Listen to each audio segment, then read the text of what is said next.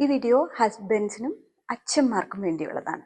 നിങ്ങൾക്ക് എപ്പോഴെങ്കിലും തോന്നിയിട്ടുണ്ടോ നിങ്ങളുടെ വൈഫോ അല്ലെ കുട്ടികളോ നിങ്ങളുടെ അടുത്തൊരു കാര്യം ഷെയർ ചെയ്യാൻ വന്നിട്ട് and you quickly gave kind of ഒരു അഡ്വൈസോ അല്ലെങ്കിൽ ആ പ്രോബ്ലം ഒന്ന് സോൾവ് ചെയ്യാനോ ഒക്കെ ശ്രമിച്ചിട്ടുണ്ടോ?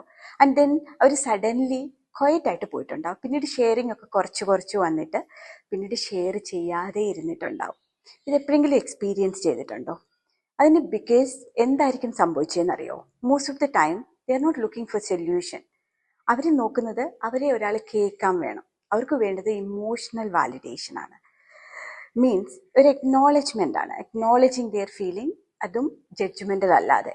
നിങ്ങളുടെ വൈഫിന് ചിലപ്പം it could be saying like I understand, എന്താണ് നിന്നെ അപ്സെറ്റ് ചെയ്യുന്നുള്ളത് എനിക്ക് മനസ്സിലാവും. കുട്ടിയോട് ചിലപ്പോൾ it's okay to feel that way, I'm here for you, അങ്ങനെ എന്തെങ്കിലും ആയിരിക്കും. നമ്മൾ ഈ ഇമോഷൻസിനെയൊക്കെ ഡിസ്മിസ് ചെയ്യാൻ ശ്രമിക്കുമ്പോൾ ഡിസ്റ്റൻസ് ആണ് വരുന്നത്. But when we listen and validate, അവിടെ ട്രസ്റ്റും കണക്ഷനുമാണ് വരുന്നത്. Listening was not about fixing, it's about understanding.